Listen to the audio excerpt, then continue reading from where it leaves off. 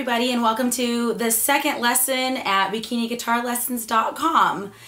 This is going to be a pretty short lesson. It's just on sixths, as you saw me just playing a second ago. I really like to play sixths just because it gives you something, you know, more interesting to play that's really easy to do and it looks cool, other than, you know, let's say that you had, you know, like let's say an A blues.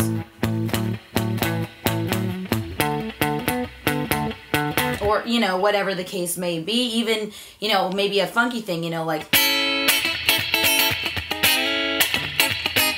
whatever the case may be. Sometimes it gets old when you're just, you know, continually playing, you know, the same blues stuff. So one easy thing that you can do is do sliding sixths. And all that means is you're taking basically, all of the diatonic chords in the key. I'm in A major right now, and you are using just what I like to look at it as, you're just using the third and the root. And like the first chord that I played, which was this, some people call them double stops. The first one I played is just a piece of an A chord, is really all that it is. So instead of playing an A major like this, you're just taking what your middle finger would be playing and what you're barring.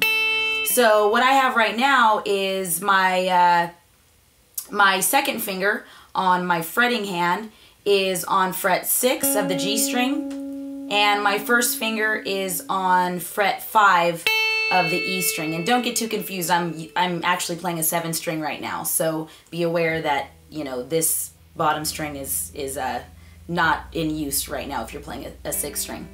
So the first thing you want to do is always slide through these things. A lot of people call them sliding sixths. So the first thing you want to do is just slide up and actually play that 6th fret right there, and then you're playing the A note. So you're actually playing a C sharp and an A note.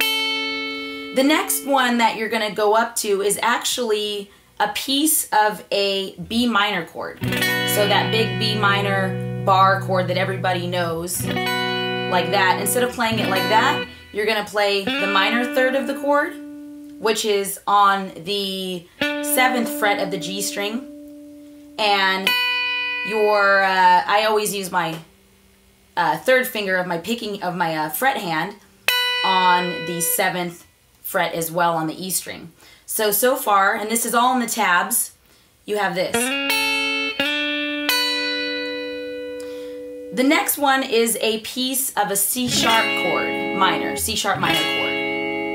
And it's actually the same shape as the one that you just did, but you're sliding it up a whole step. You're sliding it up 2 frets. So now you're having, you're on the 9th fret with both fingers. So far you have this. The next chord diatonically in A major would be the 4 chord, which is D major. Instead of playing it like that, you can play the 3rd and the D. So far.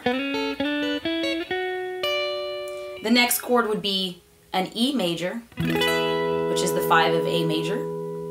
And you're playing the 3rd and the E on the top. So that would be your second finger is on the 13th fret of the G string and the 12th fret of the E string, which is just an E. Next would be actually a F sharp minor chord, which is the 6th chord. And with that, you're playing the minor shape that we just did. So flat 3 and root on the top. Next one would be a G sharp. It's actually supposed to be diminished, but a lot of people will just play a G sharp minor in the key of A. It's not really necessarily correct, but a lot of people do that. So you're playing that minor shape instead of playing the whole chord, playing the minor shape. And then you're back up to A, above the 12. So altogether it's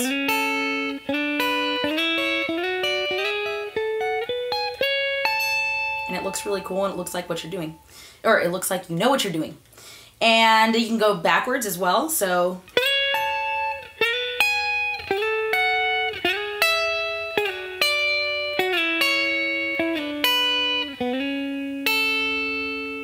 Of course, you don't have to play it separately. You can play them together.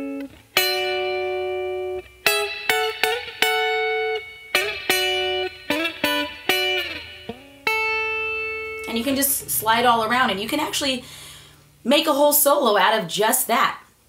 All the tabs are on the page, but other than that, thanks for listening and happy woodshedding.